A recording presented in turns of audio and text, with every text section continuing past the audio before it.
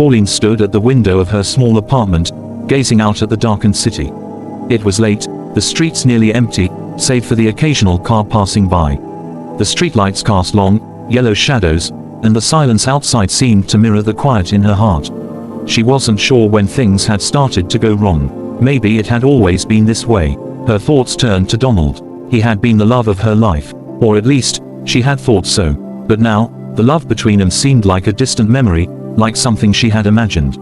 Their relationship had started like a dream. Their laughter, their talks late into the night, the way he used to look at her with eyes full of hope. But somewhere along the way, that hope had faded. Pauline let out a sigh. She wanted to understand what had happened, to make sense of it all, but she couldn't. The pain was still too raw. The wounds from their shared past were still fresh, even though they had been apart for months now. She could still feel his touch, the way he had held her close when everything seemed perfect.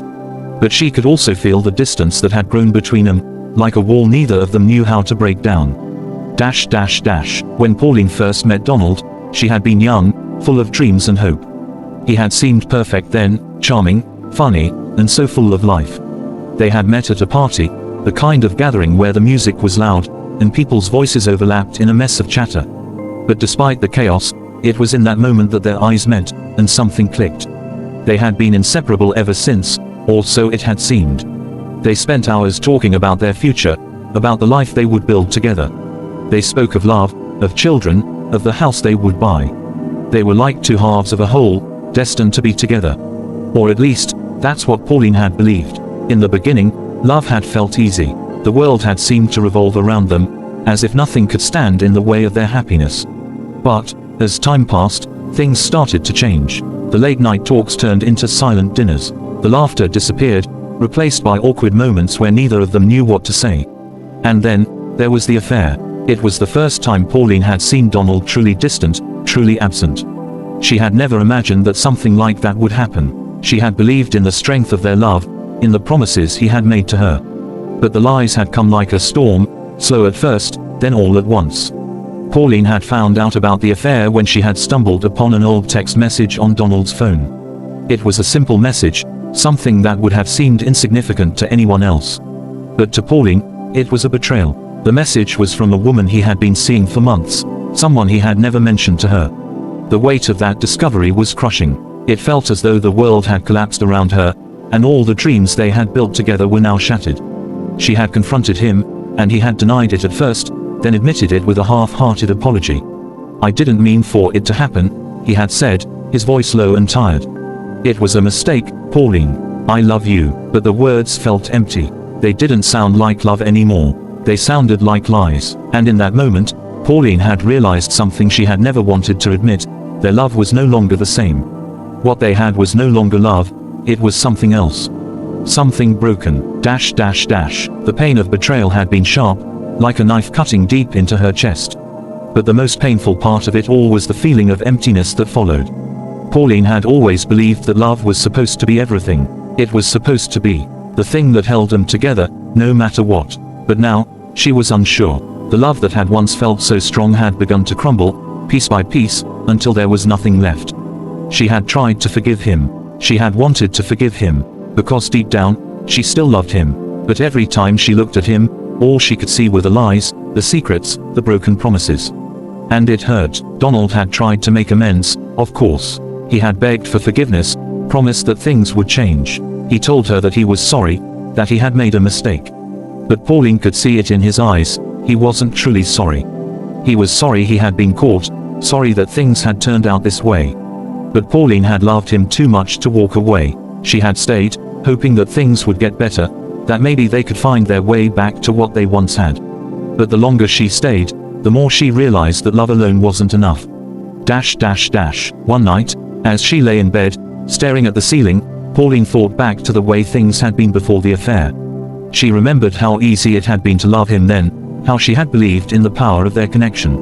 But now, it all seemed so distant, as if love was something that could slip away without warning, like sand through your fingers. She had given him everything, her heart, her trust, her soul. But in return, she had been left with nothing but the echoes of what used to be. The love they had shared seemed like a lie now, a story they had told each other to make them feel better about the choices they had made. The pain of it all seemed unbearable. The longing for something that had slipped through her fingers. The sadness of knowing that love could hurt this much. And yet, she couldn't walk away. The idea of leaving him felt like an impossible choice. She still loved him, despite everything. She still wanted to believe in the love they had once shared, even if it no longer felt the same.